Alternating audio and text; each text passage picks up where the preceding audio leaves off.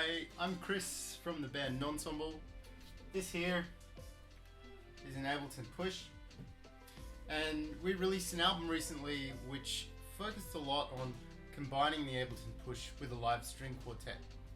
So I'm going to walk you through today some of the ways that I use the push live alongside the string quartet. So this here is the Ableton set for a whole live set, and we keep all the material into this one file, which is a nice thing to do because then you don't have to go digging and opening new files while you're performing. So we have over here in these orange tracks, backing tracks as stems, and I cut them into stems so that if I need to make an adjustment to the levels, then I'm able to do that in response to, say, for example, if one of the players can't hear what they need to hear in order to stay in time with the music, then we can make adjustments on that pretty easily. And then over here on the left-hand side are all the instruments for the various pieces of music in the set. The piece that I'm going to show you now is Argentavis, and this one uses mainly note mode on the push. So I have this track here, which is my main sort of live playing instrument for Argentavis. And then over here I have two scenes.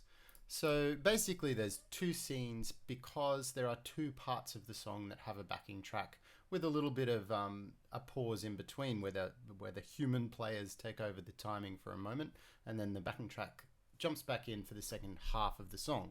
So we use those two scene triggers like that. Over here you'll notice that I also have this string proxy track, and that is just audio demos of the string parts. They sound pretty bad, they're just from MIDI, but they allow me to practice without the string players being present and sort of be able to hear generally what they're going to play. The instrument that I play live is mainly based on a keys sample from my Korg Volca Keys synthesizer. And so it's just a few notes sampled from that and actually layered on a few octaves. And within this instrument, I have programmed a few macros. So these controls over here are called macros. And if you haven't gotten into macros yet, it's a really powerful feature of the Live's instrument rack. Basically, what you are able to do is take any control from within your instrument, and you can map it to one of your macros. So I could map the bypass button to macro 7 and it would appear here, and I can turn that instrument on and off. Macros are super handy because not only do they give you these 8 controls on the screen, which are kind of like a shortcut to save you digging through these complex interfaces on the instrument, but also those the first 8 macros that you see there also appear on the rotary knobs of the push by default. So when you're playing with a push, programming your macros is a really nice way to customize the instrument and make it just work the way you want. So a pretty classic macro that I've programmed is the filter frequency, so that I'm able to change the filter cutoff by turning this knob. That allows me to just sort of like adjust the brightness of the sound. When I'm playing this piece, sort of basically what I'm going to do is obviously play the keys here. I use the keys in key mode, not chromatic, which is because, well, the piece is all diatonic, so I don't need any sharps and flats necessarily, and I find that chromatic mode makes it difficult for me to like really get my hands across the chords that I need to play. So I'm often using in key mode. I also am able to use this feature on the push where holding down the session switches into session view for a moment, and then when you release the button it switches back. So when you're busy playing notes on note mode over here on the pads and you need to trigger part of the song, which I have to do in this piece, you can quickly move in, hit the trigger, release and come back. So this sound, this keys sound, as well as that filter frequency being programmed in, it has a few other tricks up its sleeve. So within the instrument rack, I have this chain at the bottom here called Blaster, which is inaudible at the moment because its volume is mapped to Blaster volume here. So to hear it, I need to turn that up. And it consists of that same Volca Keys sampler, preceded by a MIDI effect, which is kind of like a note echo, and basically it plays each note 3 times across 3 octaves. So when I play the note once, it sort of goes dum dum dum. And then after that, it's got a smorgasbord of delays and reverbs, a bit of overdrive, more reverb, and then finally an auto pan, which is kind of like creating a tremolo effect. So sounds a bit like that. And with the auto pan effect in,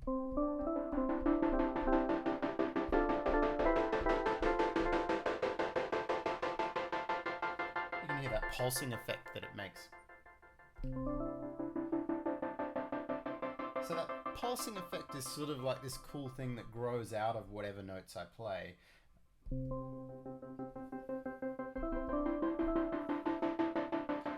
But also I can switch the keys volume down, and then it's just that effect.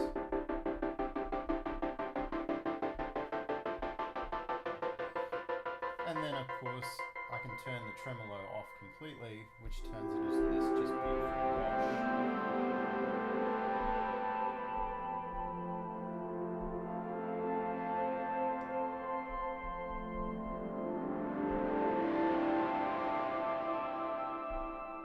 So, as you can see, this particular instrument has a few different tricks up its sleeve. So it can play those that basic keys sound, but then also this blaster gives me that pulsy, choppy sort of sound, this one, and also tonal wash.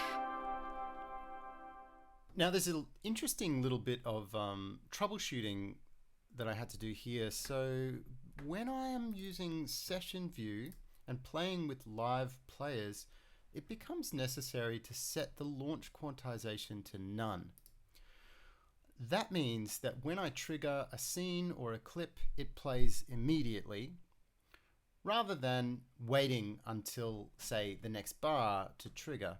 So the default launch quantization is usually 1 bar, which means that if you trigger something, Ableton will wait until its sequencer has moved to the beginning of the next bar before it actually drops it in, which is nice because it helps you stay in time. But in this case, I'm playing with live musicians, and sometimes I need to follow their timing, which means I need to be able to trigger things organically exactly at the moment that they need to start, without respect to where Ableton's sequencer happens to be.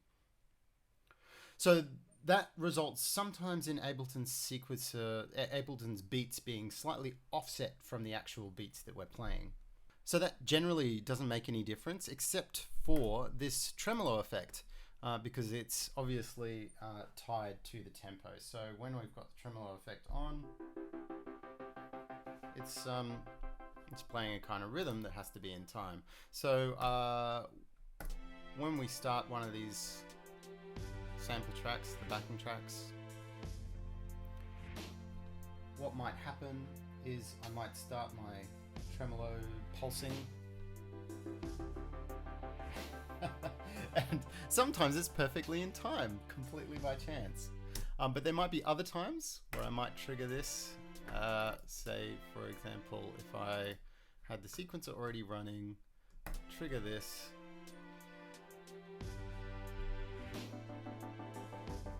and you can hear that that one's not quite on, it's actually slightly off. Feels a little late to me. So we've got this timing adjustment. To bring it forward a little.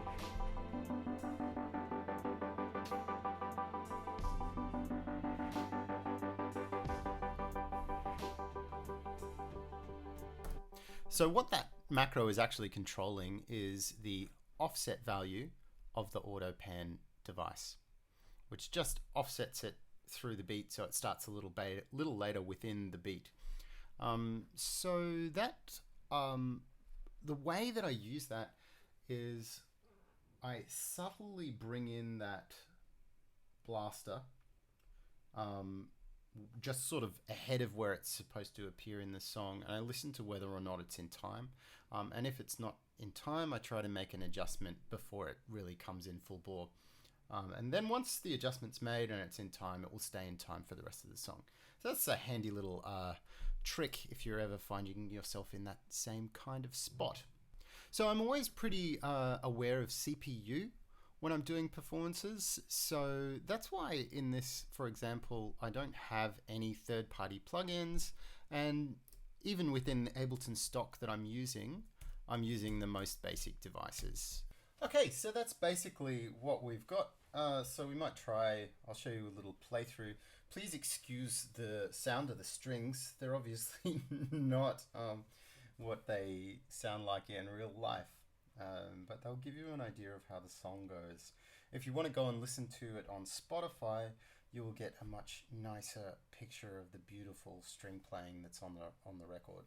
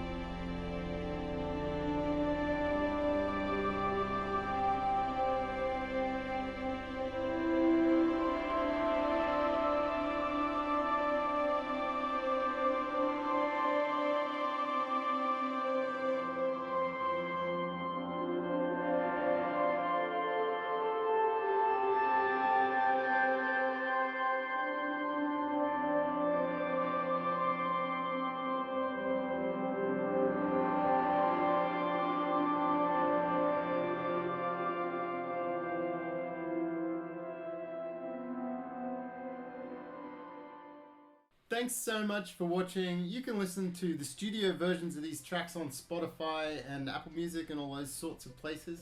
And you can also see more videos of the ensemble with the push in action on some of our performance videos on YouTube. Cheers, see ya.